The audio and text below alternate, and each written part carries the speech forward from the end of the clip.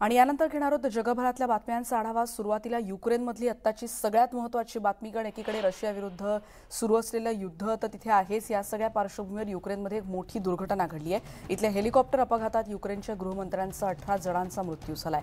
कीवमध्ये एका बिल्डिंगला हेलिकॉप्टरची धडक लागून हा अपघात झाला। युक्रेनचे गृहमंत्री आणि इतर सरकारी अधिकाऱ्यांना घेऊन जाणारं हेलिकॉप्टर बुधवारी कीवच्या राजधानीजवळच्या निवासी भागात अशा पद्धतीने कोसळलं। देशाचे पोलीस आणि आपत्कालीन सेवांवर देखरेख करणारे गृहमंत्री डेनिस मोनास्टिस्की हे रशिया आक्रमण दरम्यान मारले गेलेले सर्वात वरिष्ठ अधिकारी आहेत। रशियन क्षेपणास्त्रानं दक्षिण पूर्व क्षेत्र शहरातील डनिप्रोमध्ये काही दिवसांपूर्वी एका इमारतीवर हल्ला केला होता आणि यावेळी त्यांच्याच मंत्रालयातल्या इतर दोघांचा मृत्यू झाला होता। युक्रेनवर 4 दिवसात आलेली ही दुसरी मोठी आपत्ती ठरली।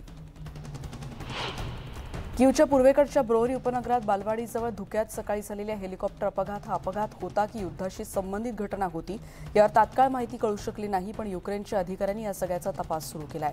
या अपघातात हेलिकॉप्टरमधील 9 आणि जमिनीवर असलेल्या एका मुलासह किमान 14 जणांचा मृत्यू झाल्याची माहिती युक्रेनच्या राज्य आपत्कालीन सेवेनं दिली आहे। यात 11 लहान मुलांसह 25 जण जखमी झालेत। आपत्कालीन सेवांचे कर्मचारी अजूनही इथल्या अवशेषांची ओळख पटवतात, त्यामुळे मृतांची संख्या आणखी वाढण्याची शक्यता आहे।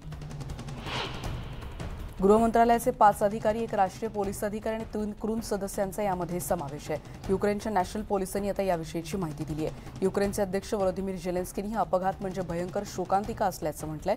जर्मनीचे गृहमंत्री नॅन्सी फेर यांनीही युक्रेनचे समकक्ष डेनिस यांच्या मृत्यूबद्दल तीव्र शोक व्यक्त केला। जर्मनी सरकारचे प्रवक्ते मॅक्सिमिलियन कॅल यांनी बर्लिनमध्ये पत्रकारांशी बोलताना ही माहिती दिली। युक्रेनचे राजदूत ओलेक्सी मेकेव यांच्याशी आज सकाळी दूरध्वनीद्वारे संवाद साधला आणि डेनिस यांच्या मृत्यूबद्दल सहानुभूती व्यक्त केल्याचं त्यांनी म्हटलंय। बुधवारच्या अपघाताच्या कारणाचा तपास करण्यासाठी फेसर यांना युक्रेनच्या अधिकाऱ्यांना मदतीची ऑफरही त्यांनी दिली आहे। रशियानं शनिवार आणि रविवारच्या डनिप्रोमधल्या बहुमजली इमारतीवर प्राणघातक हल्ले केले होते, ज्यात मुलांसह 30 जणांचा मृत्यू झाला, अनेक जण जखमी झाले आणि यामुळे युक्रेनच्या नागरिकांना लक्ष्य केल्याबद्दल पेंटागॉननं रशियाची निंदा केली आहे। रशियानं विमानातून, नौदलाच्या जहाजांमधून आणि जमिनीवरून युक्रेनच्या नागरी पायाभूत सुविधा आणि नागरी लक्ष्यांवर क्षेपणास्त्रांचा मोठ्या प्रमाणात मारा केला। या संघर्षाचं स्वरूप आणि रशियन सैन्यानं केलेली नागरिकांची हानी याबद्दल माहिती घेतल्याचं पेंटागॉनचे प्रवक्ते ब्रिगेडियर जनरल पॅट रायडर यांनी म्हटलंय। या हल्ल्यामुळे सुमारे 400 नागरिक बेघर झालेत, 72 घरं पूर्णपणे उद्ध्वस्त झाली आहेत, 236 घरांची दुरुस्ती होऊ शकत नाही अशी अवस्था आहे, अशी माहिती त्यांनी दिली आहे। डनिप्रोच्या सिटी काउन्सिलनं याविषयीची माहिती त्यानंतर दिली। संयुक्त राष्ट्रांच्या आण्विक एजन्सीच्या प्रमुखांनी युक्रेनच्या 2 अणुऊर्जा प्रकल्पांना भेट दिली। या ठिकाणांवर कायमस्वरूपी निरीक्षक आता उपस्थित राहणार आहे। हे निरीक्षक इथल्या कामावर देखरेख ठेवतील आणि इथली व्यवस्था आणि सुरक्षा सुनिश्चित करतील असं अधिकाऱ्यांनी म्हटलंय। आंतरराष्ट्रीय अणुऊर्जा संस्थेचे महासंचालक राफेल ग्रोसी यांनी वारश आणि त्याचबरोबर तिथल्या रिवन अणुऊर्जा प्रकल्पाला भेट दिली। सोमवारी ग्रोसी यांनी आणखीन एका शहराजवळच्या अणुऊर्जा प्रकल्पाला देखील भेट दिली होती। युक्रेनला प्रगत हवाई संरक्षण प्रणाली प्रशिक्षित आणि सशस्त्र करण्याच्या अमेरिका आणि जर्मनीच्या प्रयत्नांमध्ये सामील होण्याच्या नेदरलँडचे पंतप्रधान मार्क रूट यांच्या प्रतिज्ञेचं युक्रेनचे राष्ट्राध्यक्ष झेलेन्स्की यांनी स्वागत केलंय। युक्रेन, नेदरलँड्स या दोन्ही देशातील वाटाघाटींचा पुढचा टप्पा असल्याची प्रतिक्रिया झेलेन्स्कींनी दिली होती। अमेरिकेचे अध्यक्ष जो बायडन यांच्याशी व्हाईट हाऊसच्या बैठकीच्या सुरुवातीला याआधी रूट यांनी नेदरलँडच्या भूमिकेविषयी आधी भाष्यही केलं होतं। डनिप्रोमध्ये रशियानं केलेल्या हल्ल्यात 45 जणांचा मृत्यू झाला, अनेक जण बेघर झालेत। या पार्श्वभूमीवर इथे प्रभावी संरक्षण म्हणजेच हवाई संरक्षण प्रणालीचा वापर नागरिकांच्या सुरक्षेसाठी करण्याची मागणी इथल्या रहिवाशांनी केली आहे। रशियाच्या आक्रमणानंतर स्थानिक कार्यकर्त्यांनी इथे निषेध रॅली काढली होती। अमेरिकेची निर्मिती असलेली ATACMS ही क्षेपणास्त्र प्रणालीची गरज या गटानं व्यक्त केली। या रशियाच्या हल्ल्यानं प्रत्युत्तर देण्याचा प्रभावी मार्ग हा आहे असं त्यांनी म्हटलंय। युक्रेनच्या आपत्कालीन दलानं सोमवारी इमारतीच्या उरलेल्या ढिगाऱ्यातून मृतदेह बाहेर काढला, त्यामुळे त्यानंतर म्हणजे शनिवारी जो हल्ला झाला त्यातल्या मृतांची संख्या 45 वर पोहोचली, यात 6 लहान मुलांचा समावेश आहे। ब्रिटनचे माजी पंतप्रधान बोरिस जॉन्सन यांना बुधवारी कीवच्या महापौरांकडून मानस सिटीझन ऑफ कीव हे पदक देण्यात आलं। दावोसच्या स्विस स्की रिसॉर्टमध्ये वर्ल्ड इकॉनॉमिक फोरमच्या समारंभात विटाली क्लिट्स्को यांच्या हस्ते त्यांना हा पुरस्कार प्रदान करण्यात आला। गेल्या वर्षी सुरू झालेल्या रशियन आक्रमणाला सरकारच्या प्रतिसादाबद्दल युक्रेनमध्ये जॉन्सन यांचं कौतुक करण्यात आलं। माजी ब्रिटिश पंतप्रधानांच्या गळ्यात पदक घालण्यापूर्वी जॉन्सन हे आमच्यापैकीच एक असल्याचं क्लिट्स्को यांनी म्हटलंय। यापुढे इतर देशांनीही युक्रेन जिंकेपर्यंत आणि युक्रेन पुन्हा एकदा स्वतंत्र, सार्वभौम आणि स्वतंत्र होईपर्यंत युक्रेनला आवश्यक ती विमानं, आर्थिक संसाधनांसह युक्रेनला पाठिंबा देत राहणं हे इतर राष्ट्रांनी युक्रेनला मदत करायची गरज आहे असं आवाहन जॉन्सन यांनी केलं। नेपाळमध्ये सोमवारपासून राजधानी काठमांडू आणि पोखरा दरम्यान काही विमानसेवा पुन्हा सुरू करण्यात आला. विमान अपघात झाला त्या ठिकाणी शोध आणि बचाव प्रयत्न सुरू होते. पोखरा शहराजवळील सेती नदीच्या घाटात रविवारी 68 प्रवासी आणि 4 क्रू सदस्यांचं यती एअरलाईन्सचं विमान कोसळलं होतं. या अपघात स्थळावरून 70 मृतदेह बाहेर काढण्यात आले, ज्यातल्या 41 जणांची ओळख पटल्याची माहिती नेपाळच्या नागरी उड्डाण प्राधिकरणानं म्हणजे CAAनं दिली होती. दरम्यान नेपाळच्या नागरी विमान वाहतूक प्राधिकरणानं त्यांच्या ATR 42 आणि ATR 72 विमानांच्या सर्वसमावेशक तांत्रिक चाचण्याही केल्या. या दरम्यान कोणत्याही विमानात तांत्रिक बिघाड आढळून आला नव्हता. नेपाळमधील विमान अपघातात मृत्युमुखी पडलेल्यांचे नातेवाईक आणि मित्र एकमेकांचं सांत्वन करतानाची दृश्य सध्या आपण बघतोय. आपल्या प्रियजनांचे मृतदेह अंत्यविधीसाठी घरी नेण्यासाठी सर्वजण एकत्र आले होते. पोखरामध्ये विमानाच्या स्थानापासून एका मिनिटापेक्षा कमी अंतरावर झालेल्या अपघातात 72 जणांपैकी 68 जणांचा मृत्यूची नोंद झाली.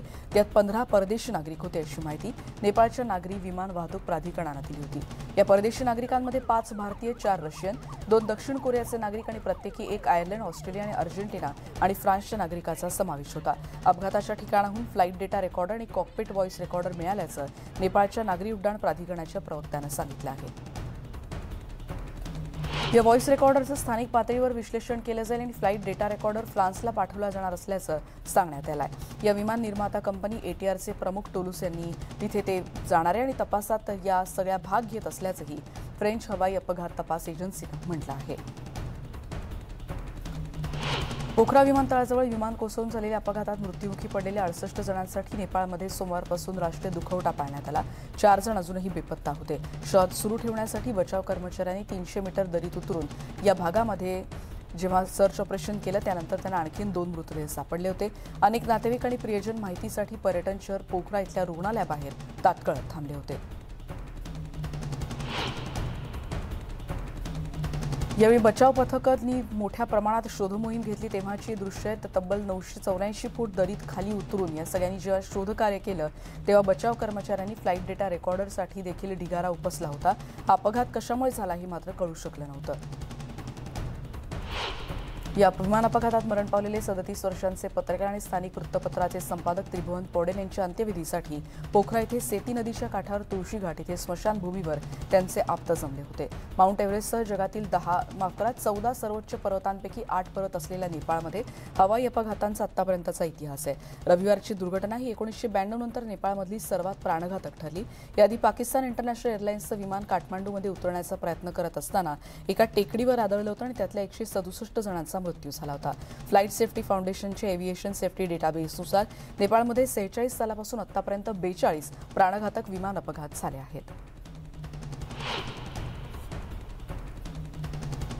इस्रायली आणि पॅलेस्टिनी यांच्यात हिंसाचाराच्या घटना सुरू आहेत. इस्रायली सैन्यानं वेस्ट बँकमध्ये एका संशयित पॅलेस्टिनी बंदूकधारी व्यक्तीला गोळ्या घालून ठार केलं. 40 वर्षीय हमदी शेखर अब्दुल्ला अबू दह्या याला इस्रायली सैन्यानं हेब्रॉनच्या वेस्ट बँक शहराच्या उत्तरेकडे हलूल इथे गोळ्या घालून ठार केल्याचं पॅलेस्टिनच्या आरोग्य मंत्रालयाकडून सांगण्यात आलं. अल-अक्सा शहीद ब्रिगेड आणि पॅलेस्टिनी प्राधिकरणावर नियंत्रण ठेवणाऱ्या एक राजकीय पक्ष आणि त्याचबरोबर फताहशी संबंधित सशस्त्र मिलिशियानं या व्यक्तीचा सदस्य म्हणून दावा केला असला तरी तो पोलीस अधिकारी असल्याचं देखील सांगण्यात आलं. या परिसरातील सैन्यानं गोळीबार केला आणि त्यांना प्रत्युत्तर दिल्याचं इस्रायलच्या लष्करानं म्हटलंय. कॅलिफोर्नियात गोळीबारात 6 जणांचा मृत्यू झाला होता आणि यावेळी हल्लेखोरांना त्यांच्या डोक्यात गोळ्या घातल्या होत्या. टुलरे काउंटी शेरीफ माईक यांनी याविषयीची माहिती दिली. इतर 4 बळी हे 19 ते 72 वर्ष वयोगटातील आहेत आणि शवविच्छेदन आठवडाभरात पूर्ण होण्याची अपेक्षा असल्याचं त्यांनी म्हटलंय. बोर्डॉक्स यांनी यासंदर्भात पत्रकार परिषदेत माहिती दिली. हे हेतुपुरस्सर आणि भयानक कृत्य असल्याची प्रतिक्रिया देखील त्यांनी दिली आहे.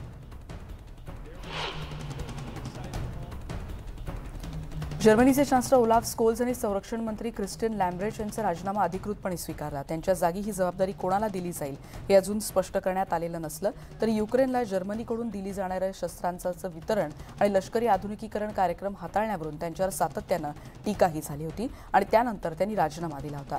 डिसेंबर 2021 मध्ये स्कोल्ज चान्सलर झाल्यापासून त्या संरक्षण मंत्री होत्या. अफगाणिस्तानची राजधानी काबूलमधल्या महिलांच्या कपड्याच्या दुकानातल्या पुतळ्यांचे चेहरे अॅल्युमिनियम फॉईलनं झाकण्यात आले. कपड्याच्या गोण्या किंवा काळ्या प्लास्टिकच्या पिशव्यांमध्ये ते गुंडाळून ठेवले जात आहेत. तालिबानच्या जाचक अटींचे प्रतीक मानलं जात आहे.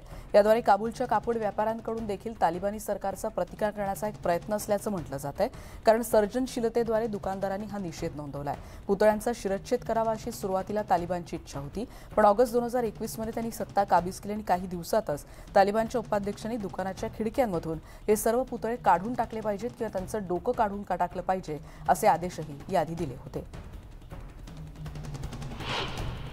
रशियाच्या पूर्वेकडील याकुतियामध्ये आठवड्यात अत्यंत थंड हवामान असेल असा इशारा हवामान सेवेनं दिला.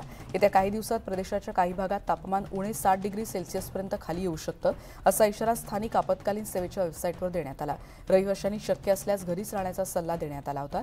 या भागातल्या शाळांनी गुरुवारपर्यंत विद्यार्थ्यांना दूरस्थ शिक्षण देण्याचा निर्णय त्यामुळे घेतला. विजेचा वापर कमी करा आणि स्टोव्ह वापरताना सुरक्षा नियमांचं पालन करण्याचा इशाराही देण्यात आला. ईशान्य चीनच्या लिओनिंग प्रांतातील शेन्यांग फॉरेस्ट वाईल्ड प्राणीसंग्रहातले 4 पांडा नुकत्याच पडलेल्या बर्फात खेळताना आणि हिवाळ्याचा आनंद घेताना दिसतात.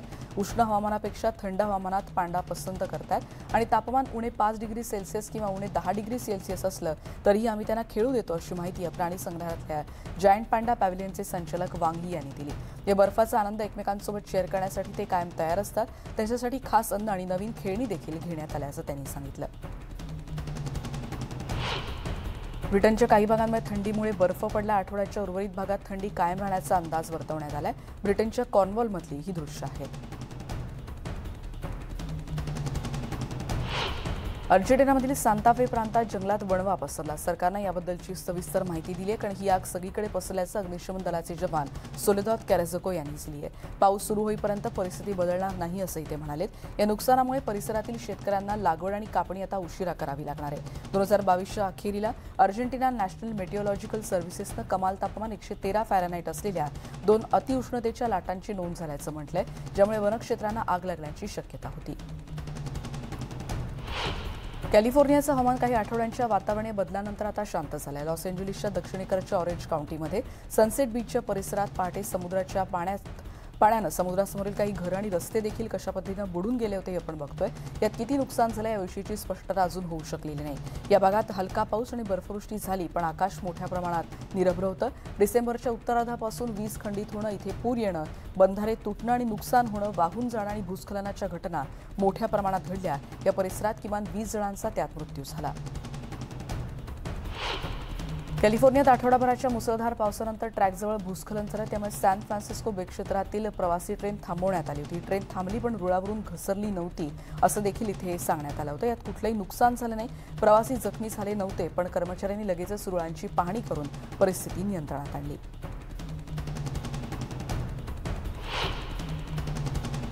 आणि सगळ्या बातम्यांनंतर एक ब्रेक घेऊन इतर बातम्यांसह पुन्हा भेटूयात. पहा फक्त जगाच्या पाठीवर काय घडतंय. सुरुवातीला भारतातल्या कोरोना रुग्णसंख्येचा आढावा घेऊयात, कारण भारतात गेल्या 24 तासात 134 नवीन कोरोना रुग्णांची नोंद झाली. 1962 रुग्णांवर उपचार सुरू आहेत. कोरोना बळींची संख्या आता 5,30,728 वर पोहोचली आहे. बुधवारी मेलबर्न पार्कमध्ये पाऊस परतल्यामुळे ऑस्ट्रेलियन ओपनच्या तिसऱ्या दिवशीचा खेळ खंडित करावा लागला. अव्वल मानांकित इगा स्विटेक आणि पुरुष 15व्या मानांकित जॅनिक सिनर या खेळाडूंच्या गटाचं दुसऱ्या फेरीचे सामने इनडोअर कोर्टवर त्यामुळे करण्यात आले. मेलबर्न